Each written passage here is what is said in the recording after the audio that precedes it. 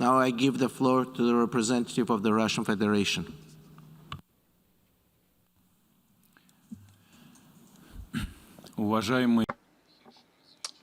Chair,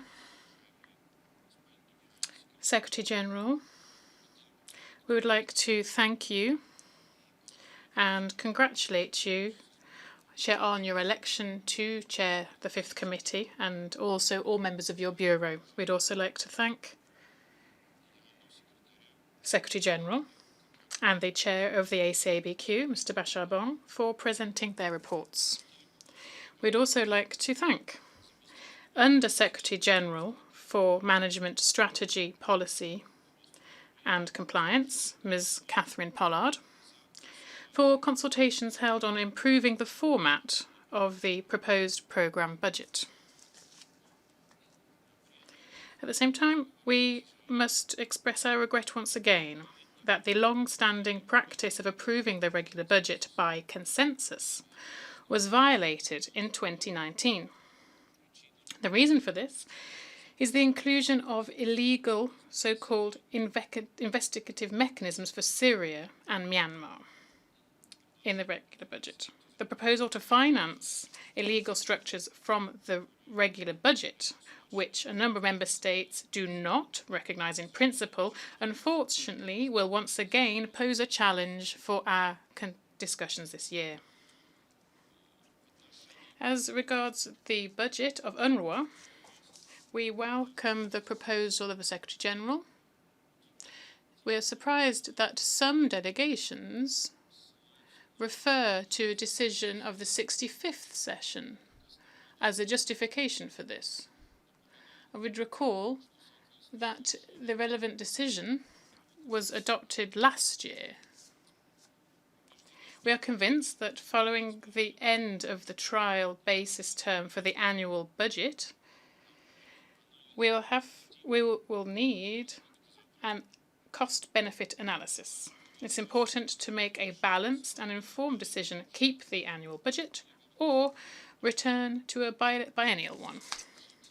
Our general interest is predictability and sustainability of funding for mandates. We'd underscore also that, not for the first time, the overall amount of the budget does not include costs for construction projects, and we'll be grateful for this to be included in the future. Chair, Secretary General, the most important asset is human resources. We welcome the drafting of the strategy on geography alongside the one on gender. And we welcome the efforts of the Secretariat to implement these strategies. There is one important task, though, which is rejuvenation. Over the last 5 years, the average age of UN staff has increased from 4.4 to 46 years, and the share of employees under the age of 35 was only 10% at the end of 2019. We support the strategy of the Secretary General and the position of the ACABQ on the importance of rejuvenation. There are different tools for achieving these goals. One of them is the JPO programme, the Junior Professionals Officers.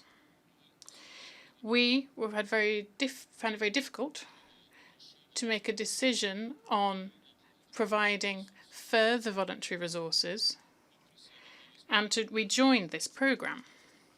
However, difficulties have appeared as regards candidates coming to the UN headquarters in New York to work. The host country of the headquarters, in violation of the agreement on this, has not issued an entry visa to a young JPO participant selected by the Secretariat.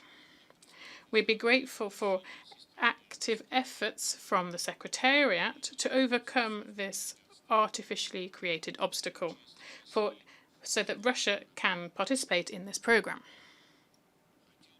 I'd also like to note the importance of the programme planning agenda item. Once again, this item identifies problems, systemic ones, which we drew attention of the Secretariat and our colleagues to a long time ago. The programs are those where the Secretariat interprets the mandates of member states. The Russian Federation is convinced that the CPC is doing its job very well, and this is the main subsidiary body of the General Assembly in ECOSOC. It is a very important, necessary function, particularly now, when we, unfortunately, are seeing a mendacious interpretation by the Secretariat of the requests of the General Assembly in some cases, including, for this reason, following the 61st session of the CPC, 10 programs remained without recommendations. In the past, if this committee didn't manage to reach consensus according to established practice, the program is then sent to a specialized committee. In last year, this procedure was once again enshrined, or now at the level of the General Assembly, and it's Resolution 75/243. We're very pleased to see here that common sense prevailed. Dubious idea of legal issues for interpretation of this is itself, as we see, attempts by some delegations to use this decisions by the General Assembly and is not an honourable endeavour. We are discouraged by efforts on to change the mandate of the CPC. At the beginning, at the CPC, some delegations hindered the sending of unagreed programs to specialized committees, and then referring to an absence of invitation from the CPC to do so, insist on considering all open programs at the 5th committee. To implement Resolution 75/243, need another meeting of the General Committee to do so, which should address the open programs on specialized committees. This is very simple here, and we don't need to make it any more complicated. In this connection, we expect the Secretariat to truly prepare for this kind of meeting.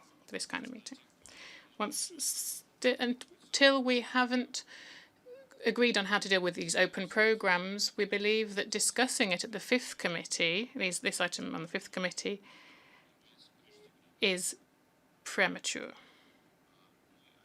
We separately were grateful to the Secretary-General that he has been patient and listening to all of our delegations. Thank you for your attention. I thank the distinguished Deputy Permanent Representative of the Russian Federation for his statement. Now